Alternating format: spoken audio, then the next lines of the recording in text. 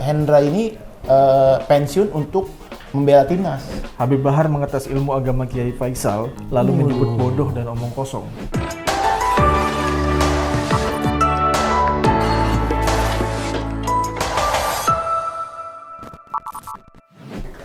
Halo Sobat Diriku, balik lagi bersama kami tentunya hanya di reactionjapanin.com. Ada cerita di balik Berita Siap. sama gua nih, Aristoteles dan bersama gua Sergio Agasta.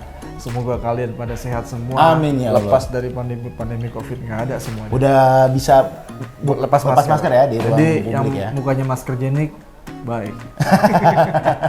Tapi di ruang publik, kalau di dalam atau di transportasi umum masih masih Coba highlight prokesnya. berita apa saja. Nah, oke, kita langsung masuk ke 5 berita terpopuler di Japanan.com. Di antaranya ini ada soal kegagalan Indonesia dalam bidang apa? apapun. Nanti kita bahas. Oh, di bidang- enggak. Terus ada soal Ustadz Abdul Somad. Kenapa nih Ustadz Abdul Viral Somad tuh, sampai menjadi berita terpopuler? Oke, Selengkapnya selengkapnya kita hanya bahas. di reactionjapanin.com. Oke, Sebelum kita Mas Bro. mulai berita-berita yang viral yang tadi kita sebutkan di ada beberapa berita dukan yang mungkin saya akan sebutkan. Nomor 5 ya, berita nomor 5 sekarang ya. Nah, headline beritanya seperti ini. Apa tuh, Mas Penyebab Bro? kecelakaan bus yang menewaskan 13 orang di Mojokerto bikin geleng kepala.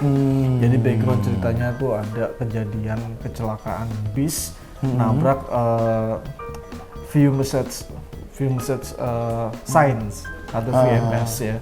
Atau kata orang aslinya itu adalah tiang untuk penanda jalan samping jalan. Tiang pembatas atau tiang pembatas pinggir jalan lah ya. Ya, VMS itu ya, view message signs. Nah, itu ditabrak oleh bus dan menewaskan sekitar 13 orang. Waduh, itu kejadian di mana Mas Bro? Kejadian di Mojokerto. Iya. Pukul 6 lah kemarin lah, pukul 6 pagi.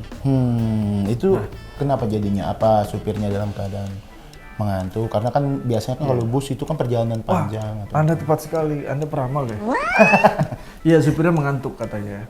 Diduga supir mengantuk karena pada saat itu keadaannya jalannya landai, tidak macet dan cuaca juga bagus gitu. Nah, dipastikan oleh pihak berwajib bahwasanya supirnya sedang mengantuk dan menewaskan 13 penumpang, 12 lainnya luka-luka. Tragis ya, Bro. Ya memang kecelakaan ini apalagi ya kalau bisa ke depan ya supir-supir kalau memang udah ngerasa mengantuk mata atau udah lelah gitu. Ya, kurangi minum SKM ya. Susu kental manis.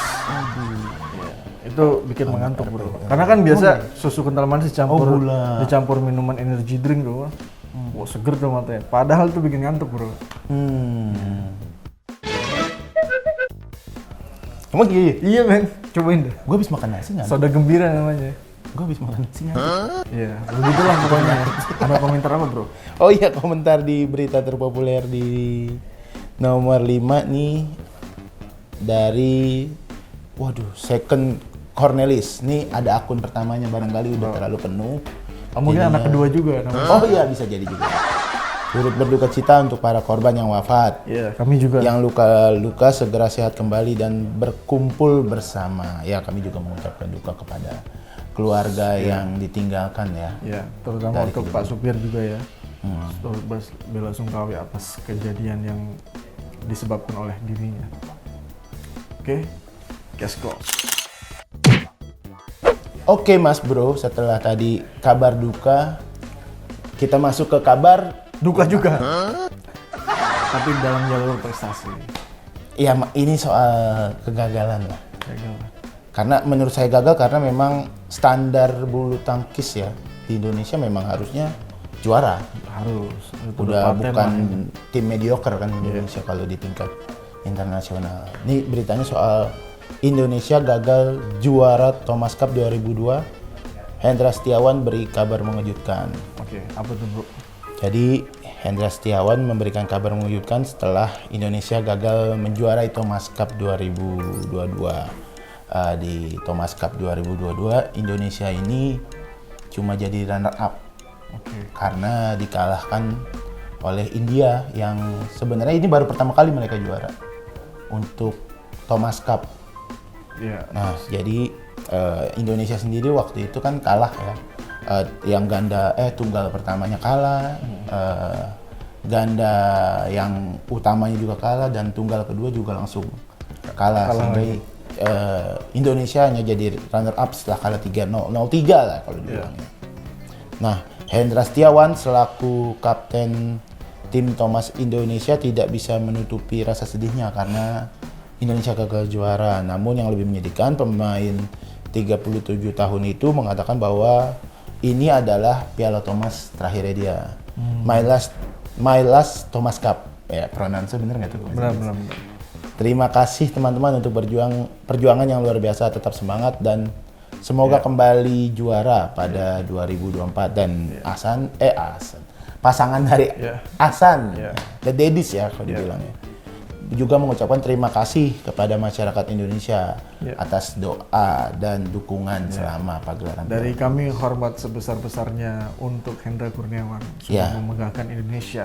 Kami tidak melihat runner apapun juaranya, tapi melihat effort kalian untuk Indonesia. Kontribusinya Hendra ya. Tapi walaupun saya juga agak karena memang standar Indonesia tinggi loh kalau buat bulu tangkis loh. Sekali-kali mengalah untuk menang. Bentar lagi. Ya, mudah-mudahan di 2000 ya tadi yang dibilang Hasan ya, mudah-mudahan di 2024 ya pagelaran Piala Thomas selanjutnya Indonesia bisa menjadi juara. Ada komentar lo, Bro? Komentar dari kegagalan ini ya. Ini kegagalan ini di bulu tangkis loh, bukan di sektor apapun. Dari Yarti, dia mengucapkan terima kasih The Daddies atas kerja keras dan perjuanganmu. Mengharumkan nama bangsa Indonesia, legend badminton yang namamu akan dikenang selamanya. Semoga sehat selalu dan sukses. Itu dari Mbak Yarti. Ada juga dari Siti Kumuhanik. Nah, Mbak Siti bilangnya gini, terima kasih atas perjuangannya. Walaupun pensiun bukan berarti lepas dari badminton kan. Kami berharap The Daddies masih bisa membantu adik-adiknya, mengawal adik-adik untuk bisa lebih berprestasi lagi dan bisa mengharumkan bangsa dan negara Indonesia sekali lagi. Terima kasih The Daddies, kalian jadi pemain legend bulu tangkis. Tapi sebagai catatan siapa? Bukan Hendra ini pensiun untuk membela timnas. Dia masih belum menyatakan mundur untuk di pensiun total di ganda ya. Karena kan dia bersama pasangannya tuh Hendra siapa? Ahsan kan memang masih lagi bagus juga performa. Ya, bisa juga jadi pengajar, pelatih dan lain-lainnya. Ya bisa. Oke. Just close. Oke, tadi kita bahas tentang bulu tangkis ya. Sekarang kita bahas tentang presiden kita Indonesia, Pak Joko Widodo. Pak Jokowi ada apa Pak Jokowi? Nah, belum lama ini Pak Joko Widodo sedang bertamasya dengan kunjungan kerja lah. Kunjungan kerja. Kunjungan kerja atau undangan dari Presiden Biden Amerika Serikat untuk hadir di Ramah Tamah atau jamuan makan malam di Amerika Serikat di Gedung Putih. Nah, headline beritanya seperti ini. Kesan Joko di buku tamu Gedung Putih AS bukan sembarangan, penuh makna. Coba kita lihat ya. Jadi Presiden Joko Widodo mengirimkan pesan kepada Presiden Amerika Serikat melalui buku tamu. Oh gitu. Ya kan biasa buku tamu tanda tangan dari mana, misalkan dari teman SMA atau apa. Kalau ini kan Gang Ceprik gitu ya. Warga Gang Ceprik. Gang Kancil atau apa. Kalau ini kan tulis Joko Widodo Indonesia gitu. Terus dibikin ada quote yang mungkin cuman Pak Jokowi yang bikin ini gitu. Quote yang lain jadi ada tulisan gitu ya. Tamu-tamu lain nggak dibikin. Nah, tulisannya sangat menarik sih. Pak Jokowi nulis bilang gini, looking forward to a stronger ASEAN dan US partnership, dia bilang gitu. Jauh juga sih Pak Jokowi. Gue nggak bisa. Kalau nulis bisa lah gitu. Jadi artinya bahwasanya, ayo kita lihat ke depan untuk kekuatan antara kerjasama antara ASEAN dan US gitu kan. Ya.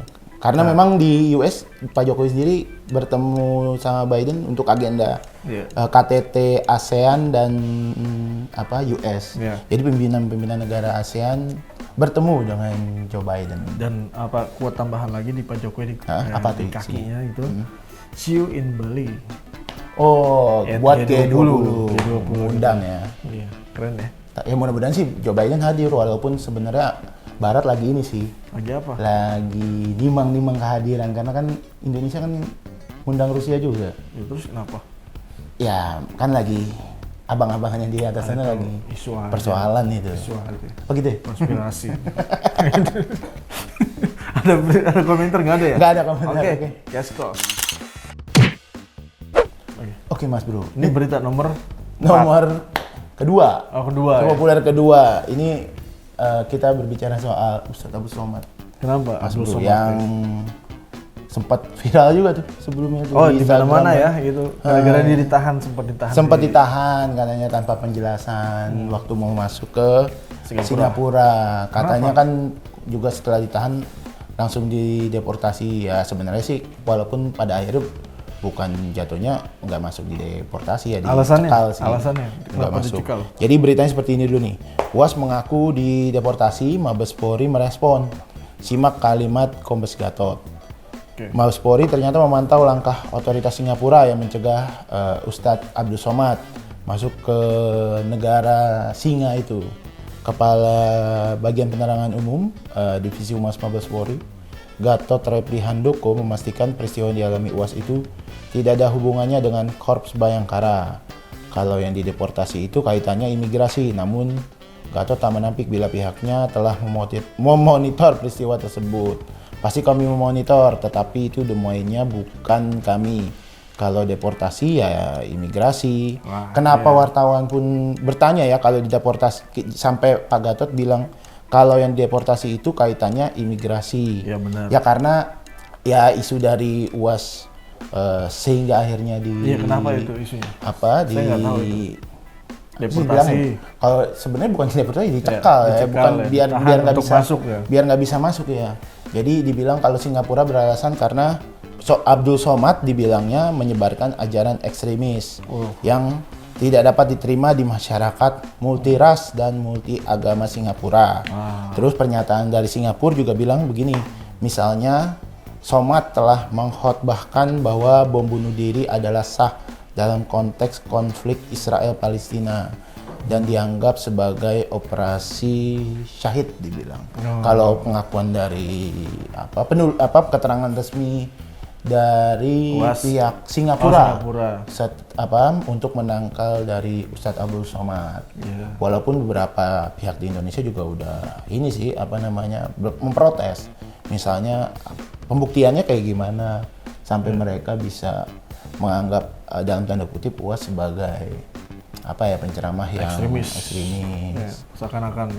Seakan-akan seperti itu. Apa memang ada input dari Indonesia gitu ke Singapura sampai akhirnya Singapura bisa. Aku rasa kan UAS ini kan terkenal di sosial media ya, terutama di YouTube. Dia juga punya akun YouTube-nya, channel dan lain-lain.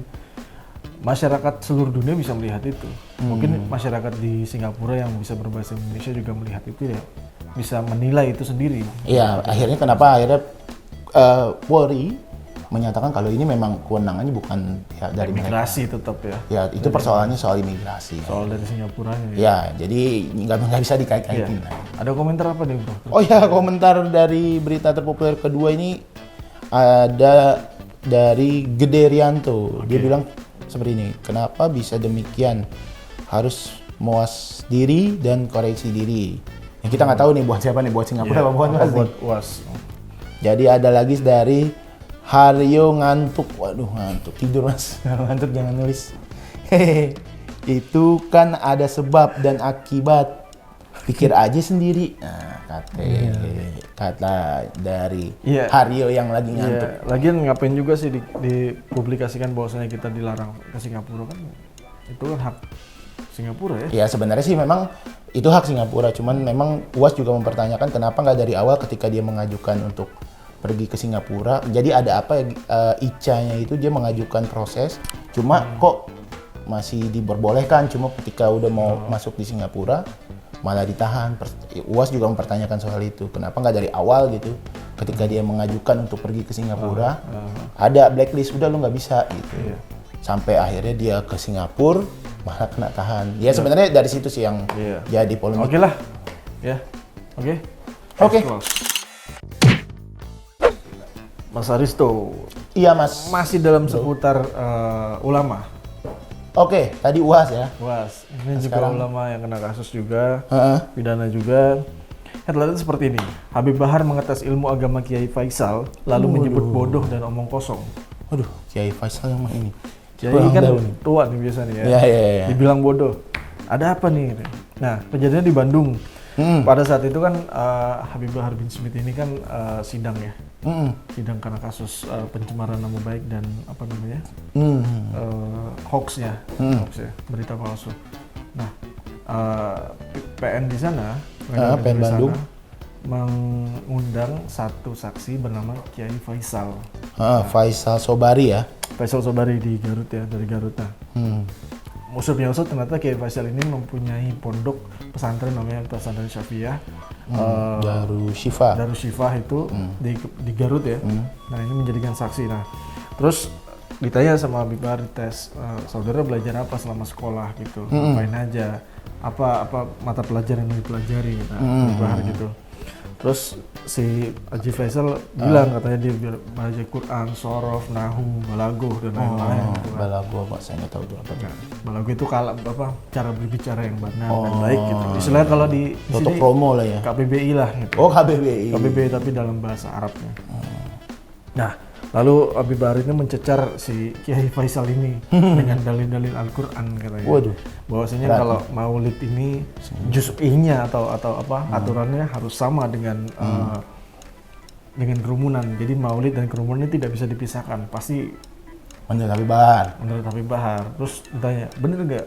Antum percaya nggak sama ana gitu kalau kata Dini ya di beritanya. Kalau ana salah coba tolong dikoreksi. Kalau ana benar coba bilang benar di depan yang mulia katanya gitu. Terus Kiai Faisal, iya benar gitu. Ditambahin lagi sama Habib Bahar. Ya kalau benar kenapa kamu masalahnya apa saya di penjara dan lain-lain dan kenapa kamu mau jadi saksi, kata Habib Bahar. Terus dibalas lagi sama Habib Bahar, kamu belajar apa enggak, kamu ngerti apa enggak? Kiai Faisal ngomong enggak, ngomong gitu. Terus berarti kamu bodoh gitu. Sampai keluar kata-kata bodoh. Iya, berarti kamu bodoh, ini semua omong kosong lah, dia bilang kata Habib Bahar. Tuntutannya gitu. Gitu. Habib Bahar terus terakhir dia ngomong, saya terima ketika polisi datang ke rumah, saya terima juga saya ada duduk di pengadilan ini. Cuma yang saya nggak terima adalah menghadirkan saksi-saksi yang bodoh seperti Kiai Faisal. Waduh, ini juga ya kalau ya. Saya aja tadi nggak ngerti itu balago. Ya kita semakin belajar harusnya semakin bodoh. Benar. Ya, oke. Semakin merasa bodoh. Ada komentar apa? Komentar aja langsung ya. Ini dari Angler Mandung. Oh, salah. Nggak singkatan ya Angler ya? Bukan singkatan, ini Angler. Itulah. Tidak dibenarkan dalam ajaran agama apapun kepintaran dalam beragama untuk mengukur kepintaran beragama orang lain. Oh, iya. Terus dari Lena Anton, setinggi atau sedalam apapun ilmu, bukan kata-kata saja, tapi perbuatan dan perilaku yang utama. Iya. Kata Mbak Lana. Ya sesungguhnya kan agama memberikan kasih sayang kepada setiap makhluk ya. Ya kita sih cuma bisa berharap dari kasus Habib Bahar semuanya mendapatkan keadilan. Iya kan ada yang mulia kejaksaan, pengadilan negeri dan lain, kita serahkan ke meja hijau. Iya. Oke. Benar. Case close. Jadi itu tadi kita baca sudah 5 berita terpopuler minggu ini. Apa favoritnya Mas Bro? Favorit UAS sih. UAS ya. Nggak boleh masuk Singapura Bro. Kalau saya sih masih Thomas Cup. Karena gagal juara. Move on. Sakit bro. Masih banyak yang lain. Oke? Ya. Enggak, yang lain yang mana Indonesia bisa prestasi? Itu yang yang peringkat 333, tiba-tiba dia ngalahin peringkat 1. Ganda putri. Oh, itu prestasi. Iya, bulu tangkis. Bulu tangkis. Yang lain bulu tangkis yang mana? Ada lagi nggak? Udah kita langsung closing aja lah Mas Bro. Daripada bingung kan nyari prestasi. Oke. Bila mana video ini bermanfaat silakan di-share, di-komen juga, di-subscribe lagi kalau belum subscribe. Ya pokoknya kalau ada salah-salah kata dari kami berdua, dari segenap lah. Segenap kru, mohon dibukakan pintu maaf sebesar-besarnya. Siap. Ya, gue Sergio Gasta. Gue Aristo. Salam pamit, sampai ketemu minggu depan. Bye.